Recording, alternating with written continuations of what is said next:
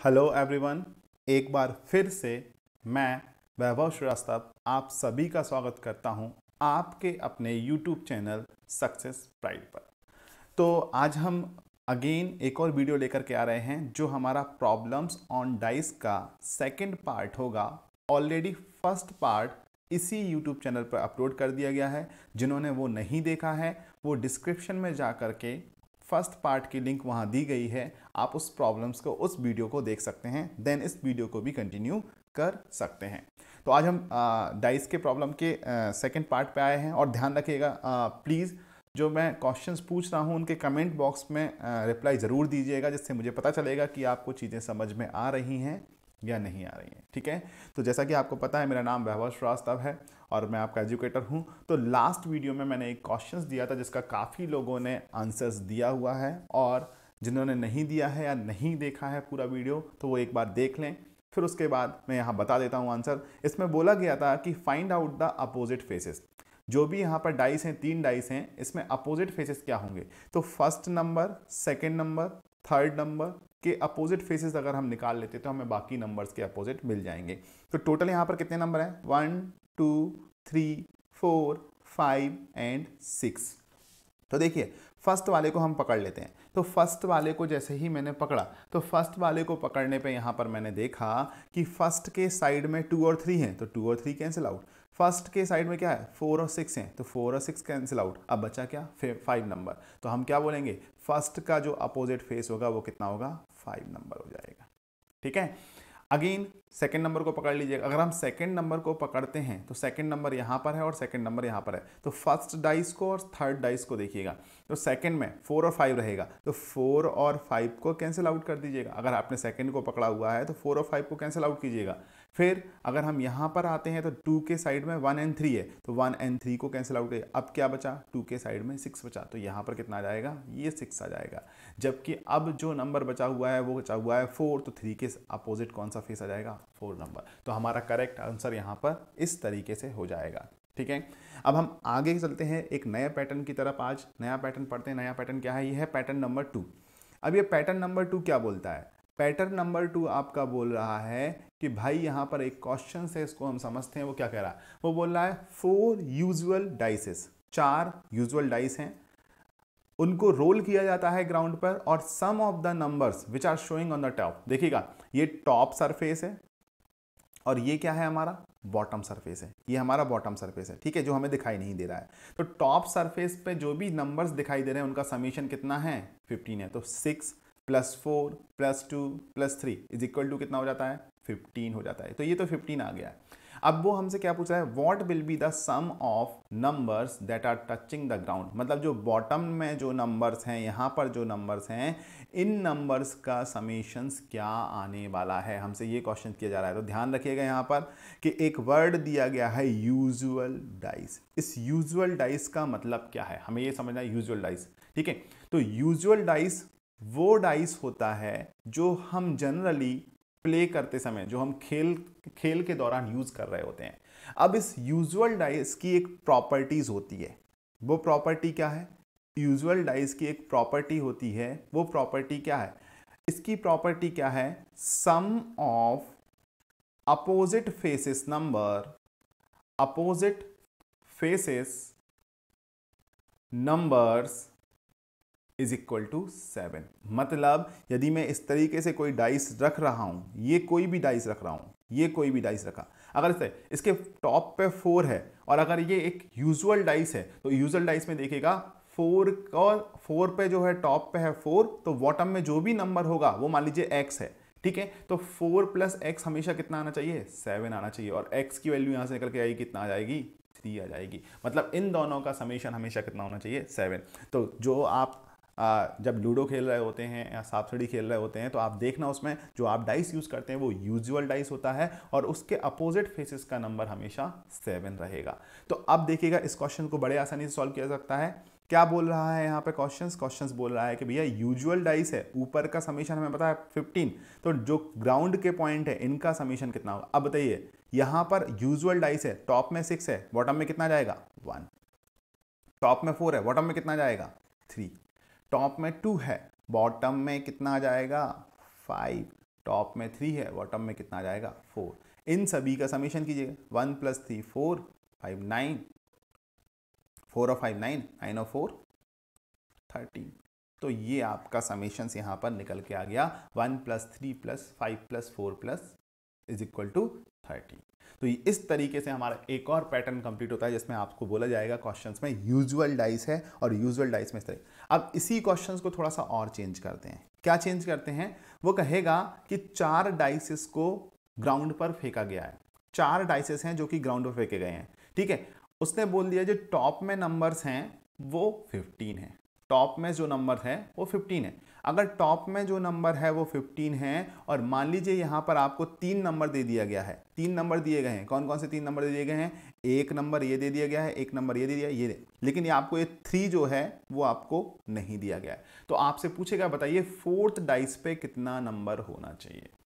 4th dice पे कितना number होना चाहिए? या आपको अपोजिट करके दे दे, बोले कि 4th डाइस के बॉटम में ये नंबर है और ऊपर का सम हमें पता है। अगर 4th डाइस के नीचे का ये है तो ऊपर का बताइएगा। तो 3 नंबर आपको निकालना पड़ेगा, इन दोनों का समेशन करके। इस तरीके से आप यहाँ पर क्वेश्चंस को सॉल्व कर सकते हैं। तो दोनों पैटर्न्स में क्वेश्चंस को पूछा जा सकता है।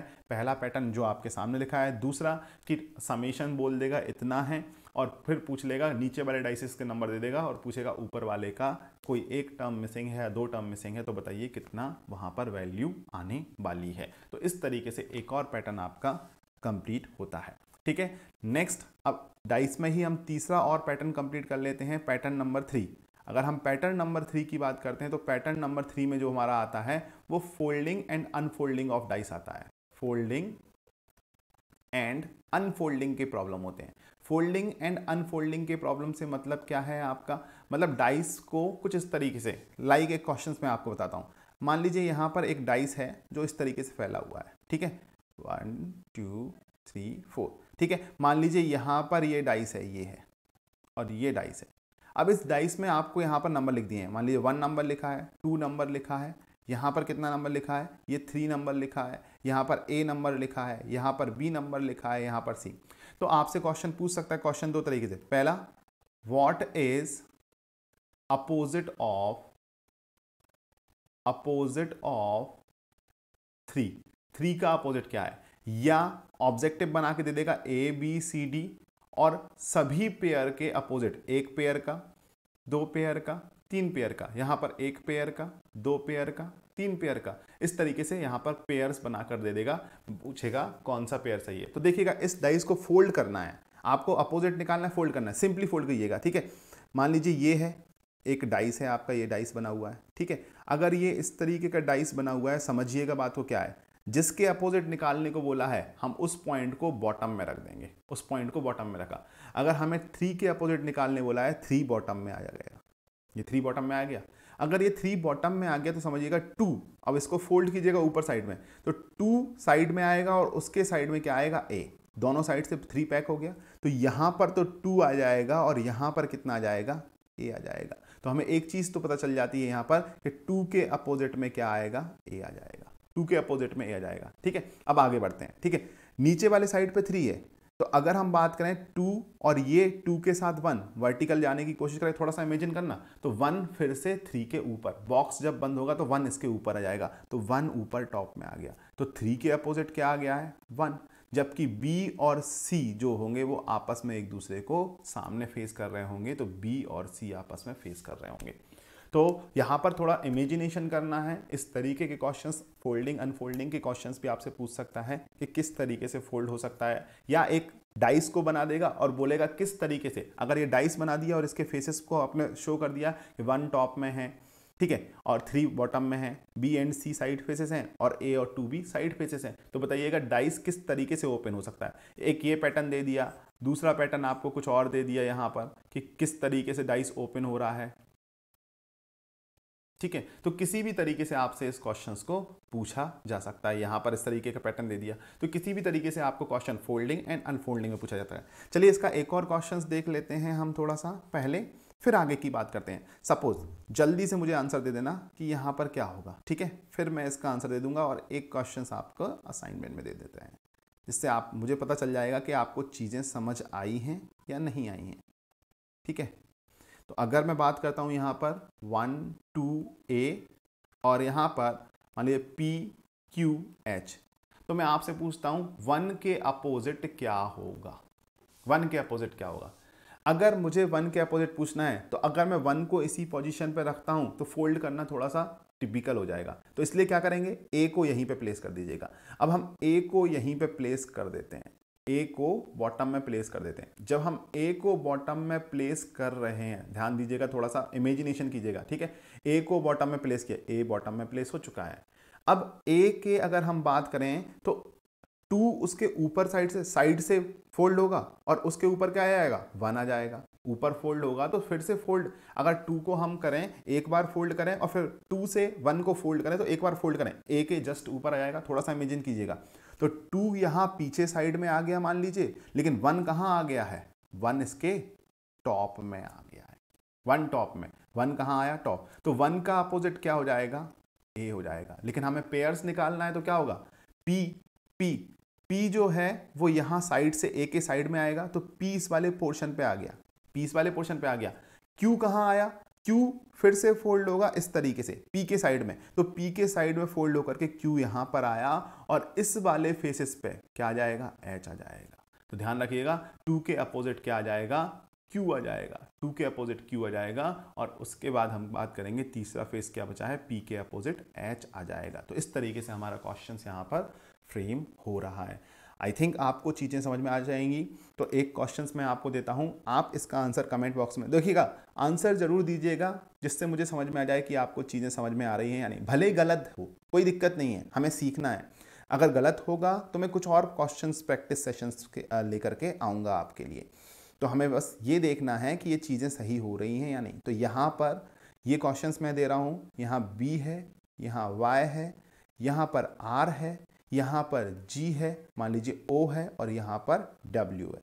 तो बताइएगा अपोजिट फेसेस क्या होंगे, अपोजिट फेसेस क्या होंगे। और जितने भी लोग ये वीडियो देख रहे हैं प्लीज़ प्लीज़ कमेंट सेक्शन में ज़रूर आंसर दीजिएगा कि इसके अपोजिट फेसेस क्या होने वाले हैं। तो डाइस में 3 पैटर्न हो गए हैं, जो भी बाकी बचे हुए क्वेश्चंस होंगे वो हम आगे कवर अप करेंगे।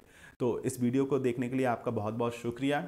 इस चैनल को सब्सक्राइब कीजिएगा क्योंकि आपका सपोर्ट ही हमें कुछ अच्छा करने के लिए मोटिवेट करता रहेगा। शेयर कीजिएगा डिफरेंट स्टडी ग्रुप्स में, और जो भी सब्सक्राइबर नए हैं वो बेल आइकन को प्रेस कर लीजिएगा, जिससे कोई भी वीडियो आने पे आपको पता चल जाएगा। साथ ही साथ प्रीवियस वीडियो का लिंक इसके डिस्क्रिप्शन में है, एज वेल टेलीग्राम और फेसबुक पेज का लिंक भी डिस्क्रिप्शन है, तो आप उन्हें भी फॉलो कर लीजिएगा, जिससे आपको रेगुलर अपडेट्स मिलता रहेगा। Thank you everyone.